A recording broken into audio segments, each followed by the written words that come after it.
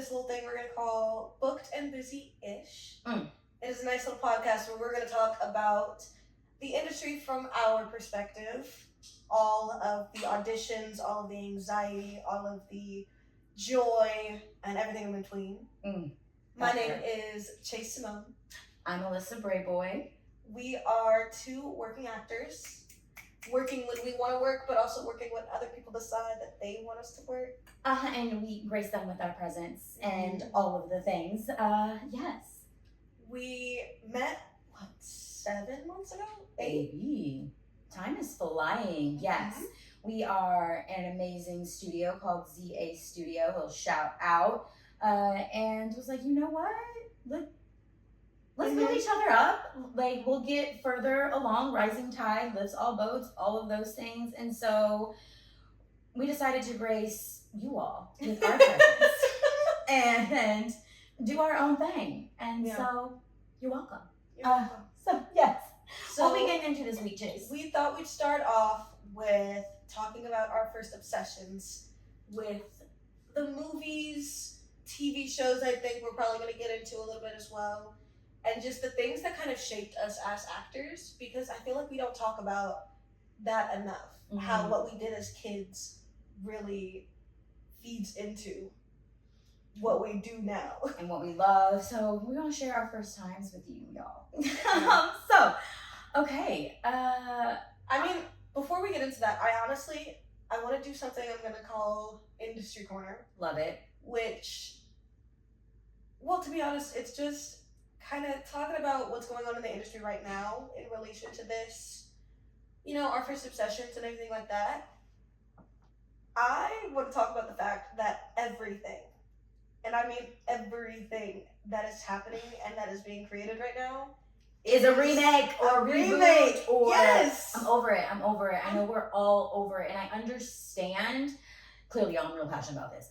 Understand the draw and the appeal in terms of return on investment and eyeballs and fan base and franchise and what have you with that IP, and it almost being what is the word? Easy? Yes, and a cash grab. Yeah. But oh my gosh, can we please, I know there is original content that is going on, but I want more. Yeah, I think that there's a time and a place for a reboot. And I think certain pieces of intellectual property deserve a reboot and others do not. And I think that in some respects, the industry has been able to understand this is one we can go forward with and this is one that we can leave behind. But I think it hasn't, we haven't reached the happy medium of creating remakes, creating the sequels I can play with. Because sometimes I'm down for a sequel, sometimes I'm like, I didn't need to see this again. Right. I didn't need to go back to this world. And some of the prequels, I'm like, okay, all right. But think about like Hunger Games and Ballad of Songbirds and Snakes, and then that new one with the purple cover that I can't think of the name of right now. I wanted to see that. Oh my gosh, I haven't seen it with Viola. Yes. I wanted to see that. Dang, is it? It's streaming. I think it's on Max. Okay, but devil's advocate here. I feel as if it's really challenging. Like it's subjective in terms of like what deserves a reboot and what needs to be left alone. Like there are probably fans. They're like, no, yes, we want this, versus the ones that are like, no, do not, like, don't touch a classic. For example, I would crawl out of my skin if and when we ever decided to try and redo Casablanca or Breakfast at Tiffany's or Dirty Dancing. You know what I mean? I'm like, no, leave it alone. Yeah. I think they have tried a little bit Dirty Dancing, but there are just certain things where, like, no, like The Godfather, don't fucking touch it. I'm a fan of take the same story, but give it a different angle. Take the same base, the bones, and reimagine it. I was a huge fan, oh my gosh, of the Cinderella movies. I feel like they were on ABC Family back when it was ABC Family. What do you mean, like Once Upon a Time? No. I mean, Selena Gomez did one. It was called like Another Cinderella Story. And then Hilary Duff did one that was a Cinderella story. And it was like those are technically remakes of a classic. Fair. But Very fair. we're not redoing Cinderella. Like, Right, we're not making it a live action off of the Disney Cinderella. Disney. Disney. Now here's the thing. They can do what they want. It's you can annoying, do what you want. Like Snow White. Woo!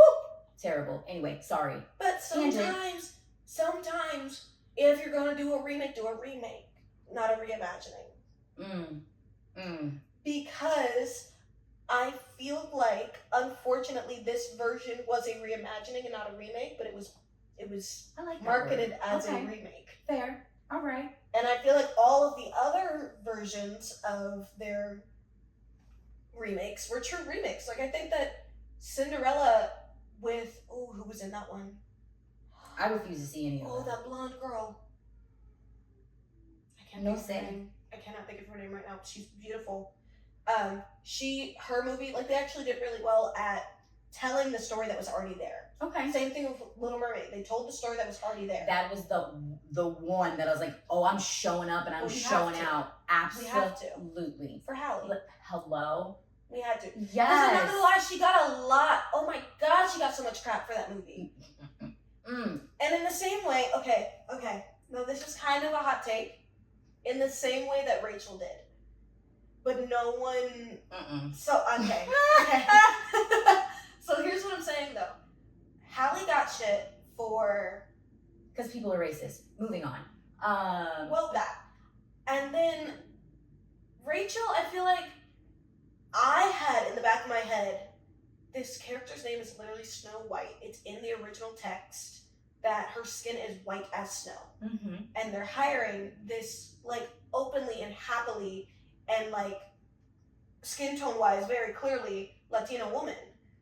I see. And so I was like... Low-key forgot all about that. Like, it didn't click. Like, I know, but I'm like, I didn't care. Like, I was irritated about the live action or the reimagining of this Snow White for different reasons. Gal, Peter Dinklage, I'm just like, nope, don't care, not gonna see it, it's gonna be terrible. That's my hot take. I feel like that's valid, though. There was so much negativity, honestly, around that movie. And I was disappointed because what they were doing realistically is not new. Anytime anyone wants to do a retelling of a classic story, we know, like, this movie was made in, I think Rachel said it, she just said it in a very non-media trained way. Oh, baby. This movie was made almost 100 years ago. There are certain things in the movie that you're like, okay, we have to take that with a grain of salt. But we can't bash in the process of recreating. We can't bash in the process of reimagining, because then you're bashing on the things that people grew up on. You're bashing on the things that made us fall in love with Disney princesses. Snow White was the first full-length animated movie, I think. I don't know. I will fact check that. I think it was the first full-length animated maybe it was in color, was that last caveat. Okay. But it was the first of one of those things. And so it really does hold a place in a lot of people's hearts. That is so valid and so fair. I'm not even a Snow White person. But you get it. But I get it. And to hear somebody bashing it in that way, I was really disappointed. It's not, they're not bashing the story, but they are. I'm talking about one person. Oh, yes. Anyway, so Chase, what are some of your first, the things that you fell in love with? I mean, it was Disney. It was the Disney princess movies. I was, oh my gosh, she loves throwing it in my face that I'm younger than her. But I did grow up on VHSs. Okay? Did you? I did. I had one. I had what is it called? DVR? See, you cannot say you grew up on VHSs and don't know it's a VCR. VCR. Thank you. Lord help me, y'all. Thank you. So I went to Best Buy. Like, I went and I bought, I rented the movies out. I didn't rent them myself. Like, my parents did it. But I picked out my movie. I Okay. took it to my parents. They rented it out. We went home. I had to Where'd rewind. you rent movies from? Where'd you rent It movies? was Best Buy. Not Best Buy. Oh my gosh, Blockbuster. See, y'all, I don't believe her. I don't believe her. Okay, my brain works in images. I saw blue, I saw a square, and I Fair. saw a B. Very which true. my brain said Best Buy. Blockbuster. But it's Blockbuster. You get a pass. I went into Blockbuster movie. Okay. I know exactly where it was because Okay. it's a pizza shop now. But I went. I put in my little tape. I had to rewind it because nobody wanted to rewind it before returning it. Dang. It's on the thing. It's y'all. on the thing. It asked you Anyway. to do it. Okay. But I did that. Okay. And the ones that I would always gravitate towards were either the Disney movies or those little orange tapes, which we knew were Nickelodeon. Oh. Mm-hmm. I'm bright orange. I grew up on Nickelodeon, Disney. Like, I'm one of 6 kids, but like also like the cousins, the siblings, all the things. I never really had control over the remote, but Who did? fair. Who did? Right? Because the way that my sister and I would go outside Mm-hmm. and play and do whatever, we'd come inside and my mom was like, okay, shower, go like clean yourselves. Mm-hmm. The way I would let my sister go upstairs and shower, I'd find the remote and I'd hide it. I would hide it everywhere. Underneath couch cushions, behind soap bottles. I'd go underneath the sink like cabinet and put it like behind the bleach, which nobody's gonna look behind that. I was hiding it because if she was spending the entire time I'm in the shower looking for the remote, and then by the time I got down, I could just go and grab the remote. I had control. The strategy. Then again, oh my gosh, she caught on. Yeah, no, Disney and Nickelodeon. I don't know why, but I hate it because I had to watch it all the time, and like the cartoons, like grew up on. Oh my goodness, I know this. I can do this, and luckily, yes, I can, y'all. Rocco's Modern Life, Cat Dog. Oh, Cat Dog. Okay. The Beavers. There was this beaver. Beavis and Butthead. No, I was not allowed to watch that. Oh. There were 2 beavers in a dam. Like, I don't know. Like, I just don't like Nickelodeon. All that, and now I now I know why I don't like Nickelodeon. Wow. Hello, and what was it like? Clarissa Explains It All, Yeah, Monsters. Yeah. I did fuck with Cartoon Network though. Powerpuff Girls, Dexter, Johnny Bravo, and it took me a little bit to get into movies, but like television was my thing for a while. I would agree, except I was the complete opposite. Hilarious. So I was Disney and Nickelodeon. I've asked people this, like to tier list their kids' channels. Mm-hmm. I was always Disney, Nick, Cartoon Network. Okay. That's I hilarious. loved the slapstick of Disney sitcoms, and it's an acquired taste. Yes, and to this day I can't. It's not my cup of tea. Comedy wise, I'm like, ugh. But also, I think, and this is a maybe hot take for you. I think I grew up in the perfect time of Disney Channel. Because my time of Disney Channel was Hannah Montana, Sweet Life, Zack and okay, Cody. all right. That's So Raven was still on. Hannah Montana. I had Wizards of Waverly Place. Like, I had the good, juicy shows that they had like found their rhythm before they went and started making some dumb stuff like Bizarre Vark. What is that? I don't know. Okay. But it's a show called Bizarre Vark. Like, I got on Disney when Disney found its rhythm. Now, on the other side, I think similarly with Nickelodeon, but knowing what we know about Nickelodeon, don't know that there was necessarily a golden age. But the age of Nickelodeon that I found was the Mr. Man era, which it was iCarly, it was Zoe 101, it was Drake and Josh, it was Victorious. I it was like Drake and Josh just a little bit. They were funny-ish. I think that it was a lot of, I got into physical comedy. Okay. Which is why I loved That's a Raven. Because she was throwing her body everywhere. Okay. I mean, now looking back on it, obviously they're using dummies. And they're like throwing the dummy off of the roof. Baby. But I didn't know at the time. Fair. I didn't. Oh my God, movie magic. But even within that, being like a Disney kid, a Nickelodeon kid, that's how I got into movies. So all of my early obsessions with movies were TV movies. Okay. Like made for TV movies. Like after, like I used to get so annoyed not being able to watch what I wanted to watch. So then I got hardcore into theater. I got hardcore into reading. I obsessed with Harry Potter. I became a huge nerd. I was reading plays. I was reading, reading the Harry Potter. And then when they became movies, that was a big thing. And then started liking really dramatic things. Like I loved, oh my God, my type of princess movie was A Secret Garden, A Little Princess, Princess Bride. That just I started to love live action. Like I was so sick of cartoons and watching animation. When do you think you made that switch? My brain went somewhere, y'all. That's for a different podcast. Probably right after elementary school in like 8th grade. Okay. Made the switch into, because I went to a magnet school for theater.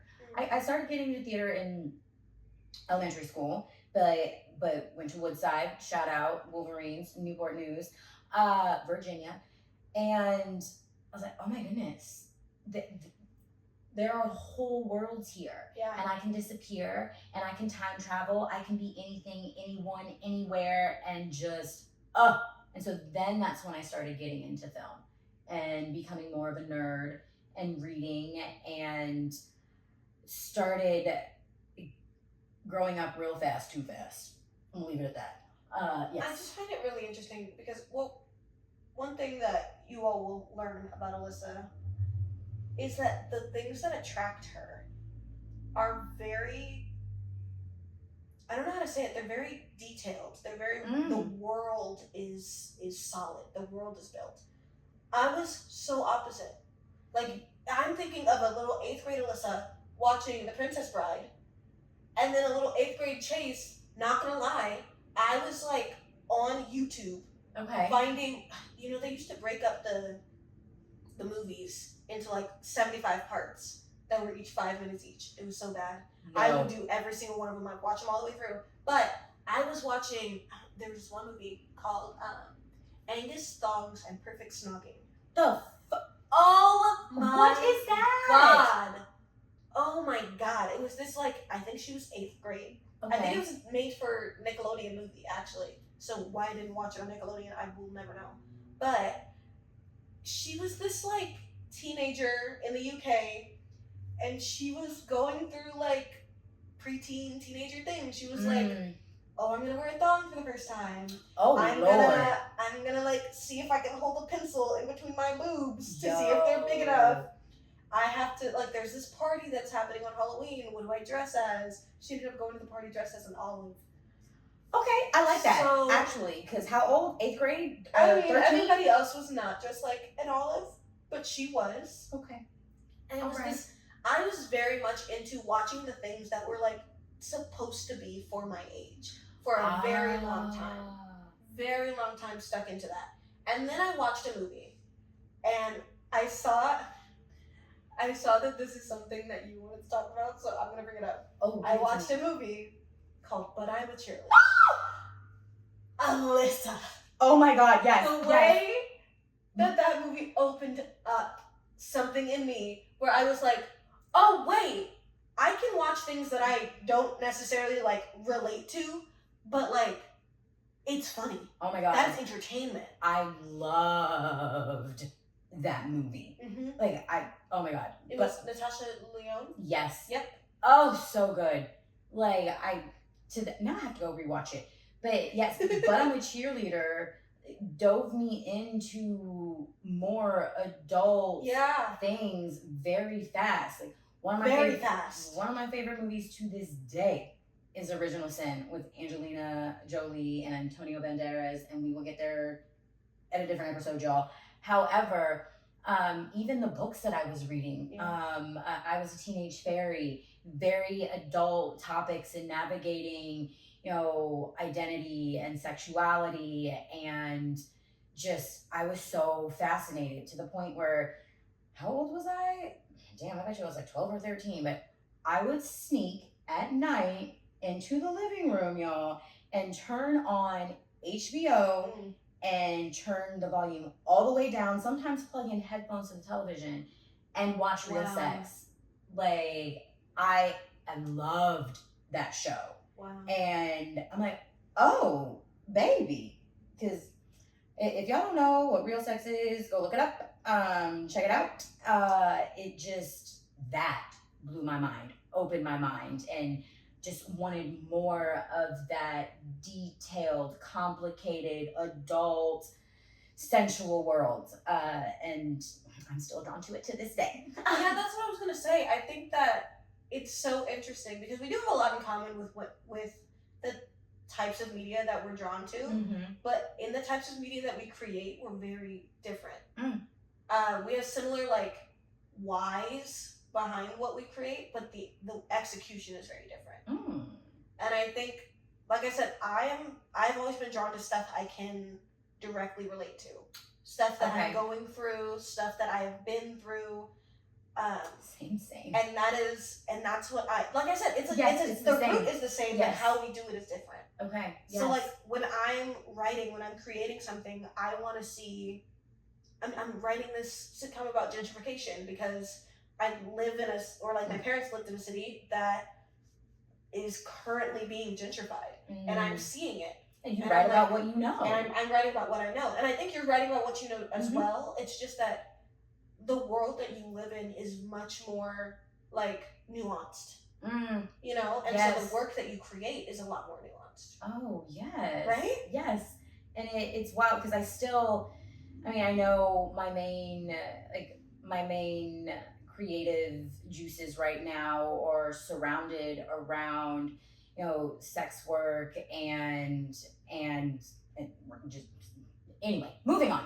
But it's interesting because I'm also so interested in fantasy and sci-fi and like another one of my favorite films. Actually, y'all, my mind was blown. I was not today years old, but maybe like a couple weeks ago today years old, when it occurred to me that The 10th Kingdom, I thought it was just a long ass movie. It was actually a series. And there was a point, and it might have been this one, where I started getting back into television. I love Charmed, Nip Tuck. What are some of my other favorite shows? And it was the 10th Kingdom that like led me in that direction. But yeah, like oh my goodness, Rome, Tudors, and just those gritty, raw worlds. I was like, oh, okay, yes. But again, when I got back into television and I was growing up and I was like, okay, let me experience some more of what's out there. I still was looking at I watched Switched at Birth. I don't know that. I watched everything that was on ABC Family. Like literally everything. I was watching Make It or Break It, loved it. But it was talking about it was a show about gymnastics. Yeah. I was. I still kind of am. But those are the environments I put my mind in. You know, I was watching Make It or Break It, which yes is a show about gymnastics, but was also a show about eating disorders and realizing that if you're in a competitive area, that there's a lot of mental drain that comes with it, and there's a lot of expectations on yourself. And I wasn't a competitive gymnast or anything, but I was starting to show interest in acting and going down that path, and I was like, oh, these are things that affect actors too. Body image issues and pressure, internal and external, things like that. I was watching Young and Hungry. I remember I don't know that either. Damn. Dude, it's crazy. I watched Baby Daddy, which Young and Hungry and Baby Daddy and Melissa and Joey were all things that I was like, oh, this is me being mature. Because they were about adults. And I am 16. I'm not an adult yet. I'm a child. And so... You still a child. Jesus Christ. Sorry, y'all. I can't help it. Will we ever shake this? Yes. I don't think we will. I really don't. Baby. Because the age gap is always going to be there. Yes. However, as you grow in adult years, I'll ease up when you hit your 30s. Even though I got a decade on you. withstand this Yes. for 6 more years? Yeah. At least. Because you're not saying when I hit 30. When I hit my 30s. Yeah. Which means sometime within that decade. Yes. Things, I love my 30s. Things change in a way where like, yo, the fucks just start falling away. You figure out who more of who you are, like truly. But yes, every so often, yes, you know, I'm gonna be poking fun at the baby. Okay, anyway, moving on. Tangent. Sorry, y'all. I know, I'm just a baby. Oh, I'm still a baby. Like, yes. Differently. So yes. Okay. Out of curiosity. Yes. Do you ever go back and watch any of your like childhood movies to kind of feel that nostalgia? Oh, that's a great question. I do. Some of them. Actually, funny. The one thing that I did enjoy watching with my siblings and my cousins, and we watched like it was going out of style and even played the whole movie out, was Spice Girls. That was my jam for the longest time. And we would rotate who got to be which Spice. But it used to drive me crazy because I was rarely ever got to be the Spice Girl that I wanted. I was always Scary Spice. Love Scary Spice. No shade now. Love her. But I was like, I want to be Baby Spice. I want to be posh. And just never. You would. I can't help it. You would. Yes. Oh my God, love Victoria. You still are posh. Hello. Yes. So I haven't watched that in a while, but some of, at least once a year, watch Original Sin. Love, there's a version of Peter Pan with, oh my God, I forgot his name. It's a live action Peter Pan. It's not Hook, y'all. But I'm trying to think of what else do I go back and watch. Because I just, oh my God, I love it. Same question as I think, and I look at the movies over here. I watched, the other day we were reading Eloise to my kids in kindergarten. And I used to love, and I mean love, watching Eloise at the Plaza and Eloise at Christmas time. Okay. I don't know how to explain it, but I think that I don't, there was nothing to draw me to these movies. Mm-hmm. I found them literally while I was doing my YouTube watches. I found them and I watched all 75 parts of both of those movies. Good Lord. I mean, they're 2 movies. They just were broken into like 3 minute snippets. Right. I don't understand that. Okay, whatever. It became a thing. We read the book to the kids in class, and the kids really liked the book. And I was like, "Did you guys know that this is a movie?" And they were like, "What?" So I showed them the trailer, and then I was like, "Oh, I have to watch this movie tonight." So like maybe 3 days ago, I went home, I turned on Amazon Prime, and I watched the movie, and I sat there and I was just like in awe. Because I was brought back to my like childhood bedroom, sitting at my desk with my freaking desktop, scrolling through YouTube, finding those different parts. That's adorable. And it was so great because I felt like a baby. It was so nice. I don't think I actually do. There's a handful of movies that like I go back to watch for that reason. But for me, like sometimes it's like if I've seen it, maybe I played it out as a child. Like I was like, all right, I got my fill. It is rare for me to go back and watch a movie. Well, it might be because you were watching them like they were going out of style. Yes. But occasionally I will rewatch something so that I can watch it with someone who hasn't seen it. So that I can't can do that. What? I can't. So I can experience with them and they can understand a piece of who I am and the things that I love doing that. And I love when other people bring that to me. They're like, hey, this is my favorite movie and I want to share it with you. Or this makes me think of you. And like, it's the experience. I'm like, oh my God, yes, give me all of that. No, like I understand it. Rude. Hold for sirens. Y'all, we live in LA. Anyway. Ooh, Lord. Get them. Okay. Moving on. I can't do that because I will stare at you the entire time. Oh, Lord. And watch how you're going to react to it. And so I can't, like, I if you are okay with that, then fine, we can do it. But, like, I have been told hey, Chase, you look at me before something's about to happen. Okay, but you watch the movie. I sometimes also look for someone's reaction at a part, or I'm watching it in my peripheral, like at the corner of my eye. I'm like, oh my god, it's about to happen. It's about to happen. Yes, I did that when I watched. I watched Game of Thrones with. I don't know who I was watching it with, but I watched The Red Wedding with someone. Oh, and they were staring at me, and I was like, what? And so I'm watching the show, and I was like, oh yeah, of course, I'm watching it. And then the Red Wedding happened, and I went, and I sat there for maybe the whole 10-minute segment that the Red Wedding is. And I was just in awe that this was, for one, so excellently done, but also such a gut punch. Yo, I was so well done. Shook. But also, if that would have just happened and I didn't have somebody staring at me, I wouldn't have been like, oh, okay, something's about to happen. And especially with a show like Game of Thrones, where something happens every episode. Right? So, like, okay, but you know what? I get reactions and wanting to experience them with people and see them. And guess what, y'all? We'll have some coming to you soon. We watched Training Day for me for the first time, and yeah, that was an experience. It was an experience, and we will share it with you shortly. Quick little plug. Anywho, okay, we have touched on, our firsts in movies and shows, and there is so much that is still true to this day in terms of what it is that I love, what it is that I'm drawn to. So, Chase, stories you want to tell. Yes. What are you watching now?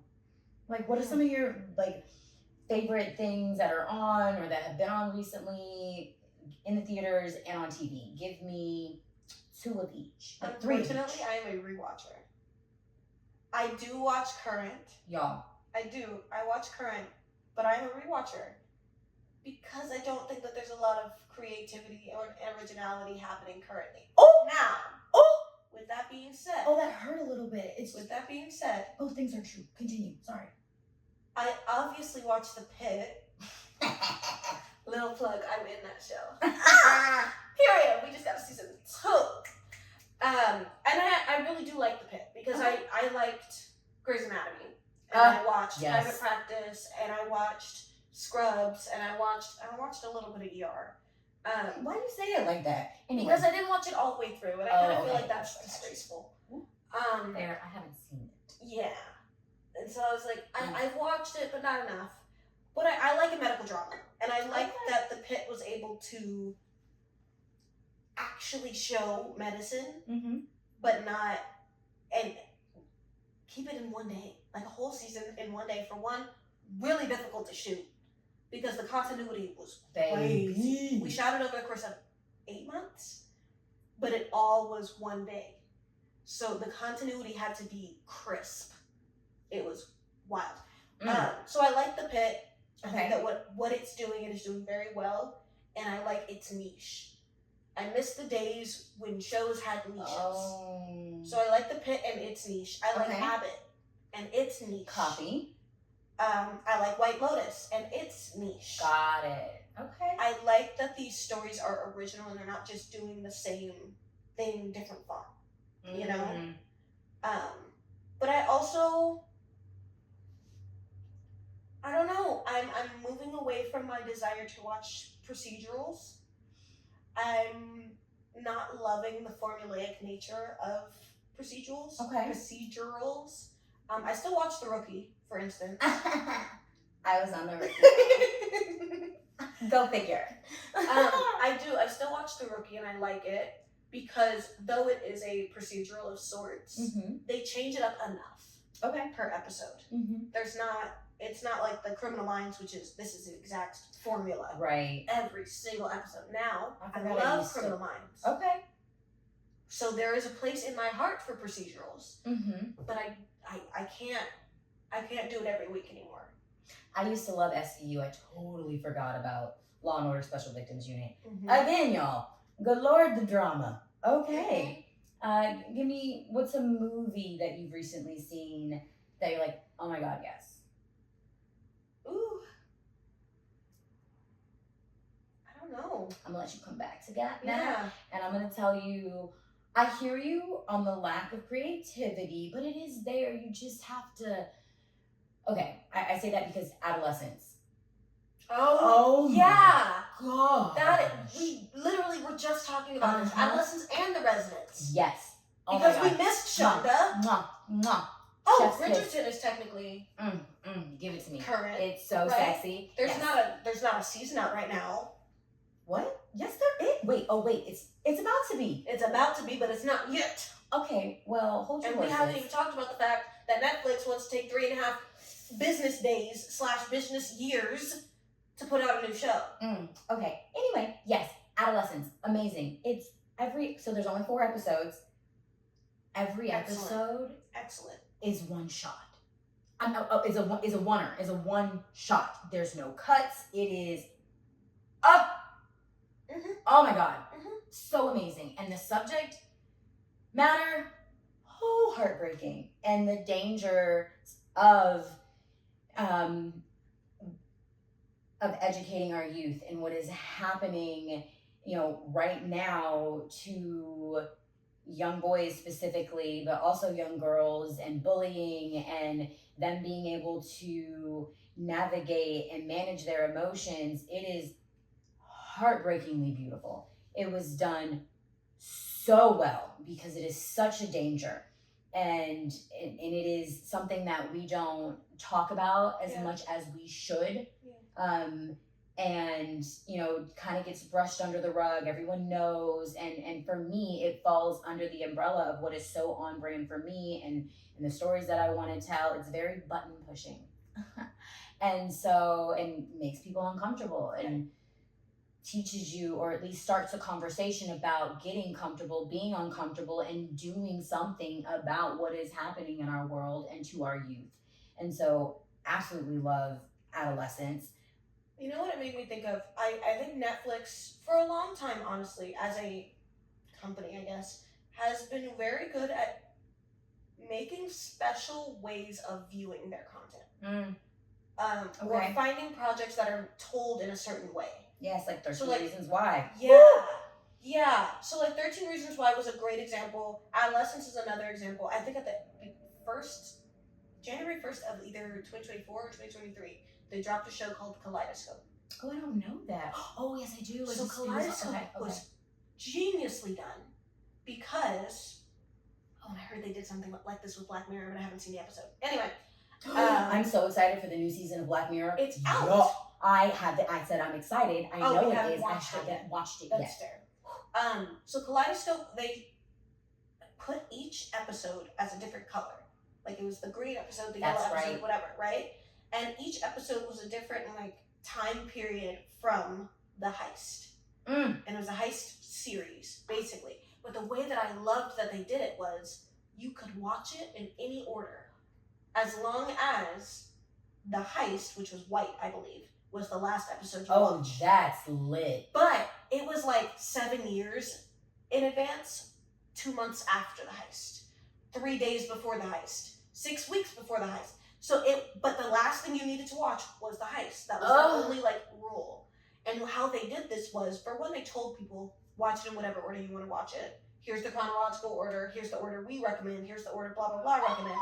But also, they switched it up per account. Oh my god, what? So different accounts got different orders.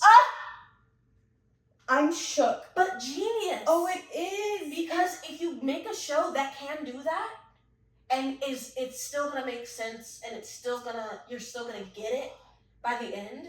I love the fact that anyone thought to do that. Right. I love taking art to new heights. It's that achievement, something that's never been done before. Something it's the creativity that I'm missing. Yes. I don't know how yet. Y'all, you will have something from Buttons where it's those bitches. In the best way, where I don't know what it is yet, but I promise you it's coming. Mark my words. That is wild. And now Netflix I also watch it. did the interactive movies first. where they give you a choice in the movie. Have you never watched one of these? They give you, we need to watch Bandersnatch. I think it's called Bandersnatch. Okay. But it's they give you a choice in the movie. Do you want this character to go to work today, or do you want them to stay in bed? But my brain, and I know your producer brain is about to turn on, you shot both options. You shot both options leading to 2 different options. And then you shot those forks going to 5 different options. And there's a certain way to do it. You have to do it wrong in order to get to the actual end of the movie. Like there are choices that will purposefully lead you down the wrong path, just so that it can reset you. Oh, damn. Exactly. It's genius. Okay. Wow. It's genius. Wow. And that's the kind of creativity that I'm thinking of, that I really have always liked about Netflix, when Netflix isn't like just shooting stuff out. Yes. Like these are the projects that you can tell took them a while to make, because they're putting that creative energy into it. Yes. And when they do that, they do it so well. What I was saying about Black Mirror, they have an episode this season about Mandela effects. Isn't it all connected?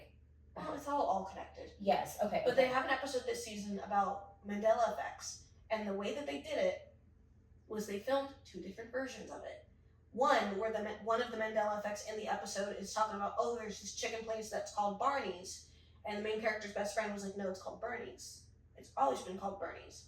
And the main character's like, no, I can see the hat in my head from the chicken place. It says Barney's. But then, another person's account, it's going to be like, so there's this chicken place called Bernie's. And her friend goes, no, it's called Barney's. And she's like, no, I can see the hat in my head. It's Bernie's. So Netflix is creating a Mandela effect. Yo. Because if you watched it, yes, and I watched it, we could literally have seen 2 different versions. And it's creating conversation for one, but it's creating the Mandela effect that the show is talking about. Beautiful. But who Easter egg to do it? Oh my gosh. Yes. Mission, like new goal, unlocked, all of the things. Okay, we know we have to wrap this up. That is so true. We've been talking for a minute. My movie that I recently saw that blew me away, super uncomfortable, very nuanced. Can I guess? Yes. Magazine Dreams? Yes, bitch. Oh my God, y'all. Jonathan Majors, baby. I'm so sorry. But I'm giving you your flowers. You did the damn thing. You were unrecognizable. Like recognizable in terms of who you are. But I mean, we knew he's talented, and I just hope so many thoughts and feelings. That's a whole other episode. We can't go there right now. But so well done. So I watched through the credits. I sat there and I just slow cried. I had to peel myself out of the chair. Came home just like on the floor, like just greatness. Yes. Greatness. Yes. Wild. Watching someone stand in their purpose and share their gift. And then it just lit something, reignited. Oh, actually, it has never been extinguished. Let me correct myself. Just added fuel to the fire of my passion of why it is I do what I do. And I'm like, okay, bitch, let's go to work. So yes, that was the film for me that just further feeds, my first time and what I fell in love with when it comes to storytelling overall, whether it's film, television, stage, all the things in between. Yes. I feel that. I love that. All right, y'all. We've been talking for a minute. Yes. Thank you for staying and watching this long. Appreciate you. Right. Don't forget. Wait, before we say goodbye, you gotta what? They gotta what? Tell the people. Obviously, they already know they gotta subscribe. Comment below. Talk to us. Tell us what your favorite firsts were. Were you a movie person? Were you a TV person? Were you a Disney kid? Were you a Nick kid? Were you a Cartoon Network kid? What team are you on? Be the right team. Clearly. Obviously. And then come back next week what are we talking about next week? That part, we are talking about, Oh Help. Real. Chase. Real. Yes. career. Lord have mercy. Take it away, because clearly I can't talk. And cut and restart. What are we talking about next week, Alyssa? We are talking about, I don't know. How to make a career, not just a reel. That's right. How to make a career, not just a reel. Like the things that nobody tells you about when you're like, you know what? I want to be an actor, filmmaker, creative. Like, oh baby, it's a lot. It's a lot. Juicy. There's a lot of tea. Talk about it. So come join us while we spill the tea and we talk about it. That's all we got, y'all. We're gonna catch you next week because clearly it's time for you to go. Bye. Hilarious. Peace. I was like, no. I didn't say anything. I don't know. Oh, look at that. I'm right on time. 46 minutes. We are amazing. Don't fuck with me like that. That is not